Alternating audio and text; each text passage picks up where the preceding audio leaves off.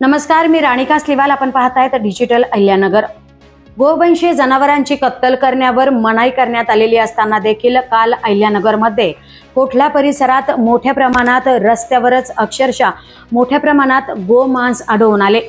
मग काय, आमदार संग्राम जगताप, आमदार विक्रम पाचपुते यांच्यासह संपूर्ण हिंदुत्ववादी संघटना आक्रमक झाली आणि छत्रपती संभाजी महामार्गावरच आमदार संग्राम जगताप यांच्यासह हिंदुत्ववादी संघटनेने ठिय्या दिला.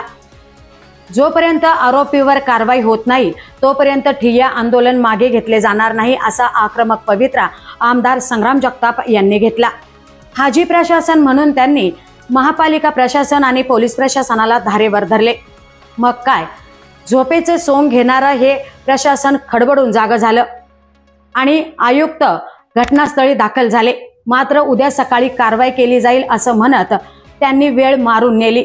त्यानंतर आमदार संग्राम जगताप यांनी ठिय्या आंदोलन मागे घेतले.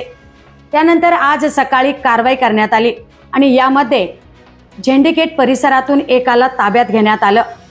ताब्यात घेतलेल्याला पोलिसी खाक्या दाखवताच तो पोपटासारखा बोलू लागला आणि समोर आलं भयानक सत्य.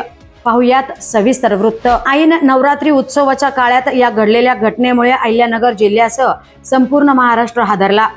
नगर शहरातील कोठला परिसरात गोवंशीय कत्तल करून अवशेष फेकणाऱ्याला बेड्या ठोकण्यात आल्या. पोलीस निरीक्षक किरण कुमार कबाडी यांनी तात्काळ या घटनेचे गांभीर्य लक्षात घेत पोलिसांना सदर गुन्ह्यातील माहिती घेऊन आरोपीला अटक करण्याचे आदेश दिले.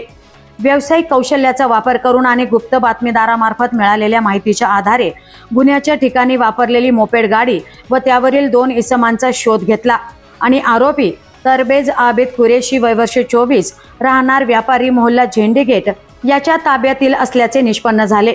मग काय, पोलिसांनी खाक्या दाखवताच आरोपीने 2 बैल गोवंशीय यांची राहत्या घरी कत्तल करून त्यांचे मांस विक्री केले व सदर कत्तल केल्यानंतर कत्तलीतील वेस्ट मांस व अवशेष फेकून देण्याकरिता 2 अल्पवयीन बालकांना मोपेड गाडी देऊन त्यांना त्या कामाच्या मोबदल्यात पैसे दिले.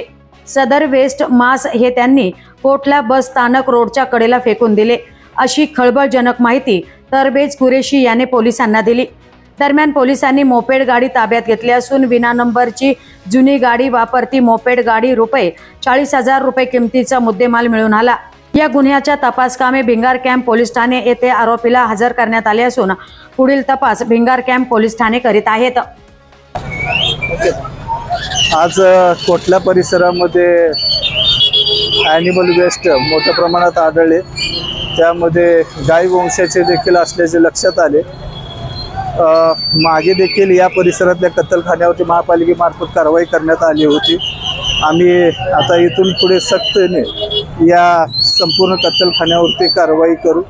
माझे सर्वांना आव्हान आहे की या प्रकारच्या कामामध्ये अवैध कत्तलखाना घरी चालवून कुणीही काम करू नये, नाहीतर महापालिकेमार्फत कडक कारवाई करण्यात येईल.